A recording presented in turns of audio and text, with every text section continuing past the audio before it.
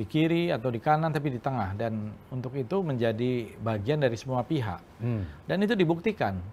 Pak Prabowo itu selalu humble ya, mau mendatangi termasuk ke partai-partai yang ada gitu. Tidak harus siapa duluan, siapa yang senior dan sebagainya gitu. Saya kira itu gesture dari Pak Prabowo itulah yang membuat ada semacam acceptance atau penerimaan. Ya.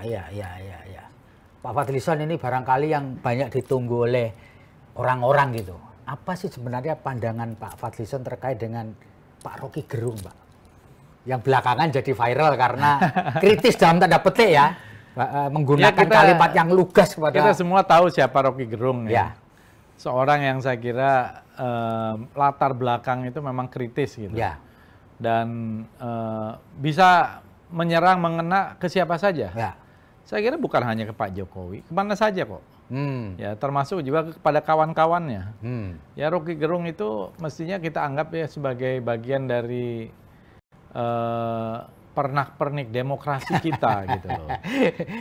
Saya sependapat dengan Pak Prabowo, ada yang keliru. Ya. Mungkin bahasa atau penggunaan diksi ya. Diksinya yang mungkin dianggap berlebihan. Tapi kan Pak Jokowi sendiri sudah menyatakan bahwa itu hal kecil lah. Saya bekerja saja. Hal yang remeh, hal yang saya bekerja saja. Saya kira Pak Jokowi juga berjiwa besar. Ya. Menurut saya hal ini mungkin ya terserah sih, tapi apakah perlu dibesar-besarkan? Ya,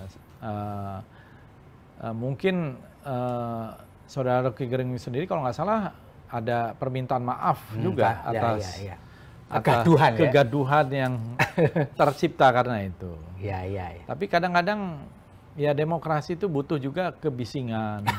Kadang-kadang kan begitu ya. Kalau enggak nanti tidak ada channel. Ya, saya kira memang perlu channel. Mungkin channelnya yang harus proper.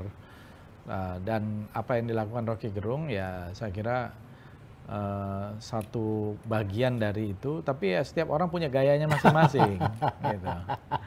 Gayanya berbeda-beda. Gitu. Iya. Pak Fadlizon, kalau boleh saya tahu, Bapak pernah nggak ditegur Pak Prabowo karena mengeluarkan statement politik yang dalam tanda petik bisa bikin gaduh, itu pernah nggak Pak? Sepanjang mengenal beliau Pak.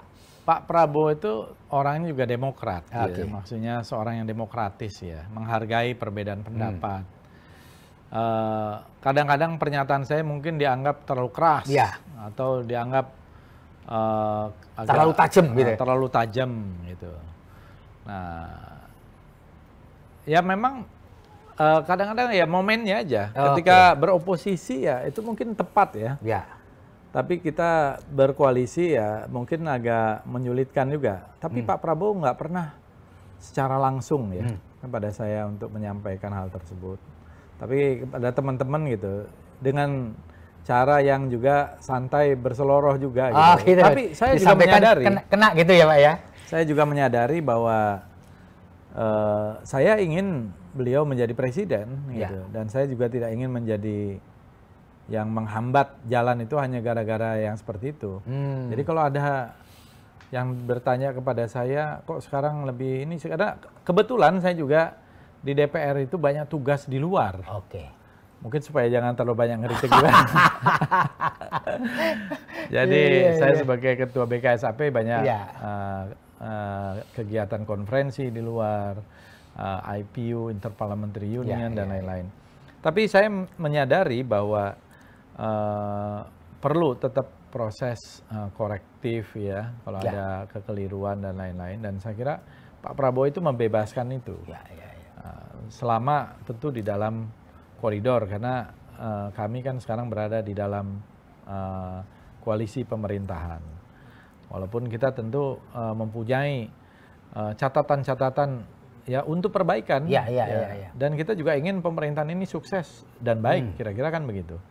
Kalau sukses dan baik, tepat sasaran dan sebagainya, saya kira itu akan bermanfaat bagi semua pihak, bagi rakyat apalagi gitu. Pak Fadlizon, selama proses pemerintahan Jokowi ini, keputusan terbesar dengan risiko sangat tinggi adalah memindahkan ibu kota Republik ini dari Jakarta ke IKN. Sekarang namanya. Terima kasih sudah nonton. Jangan lupa like, subscribe, dan share ya.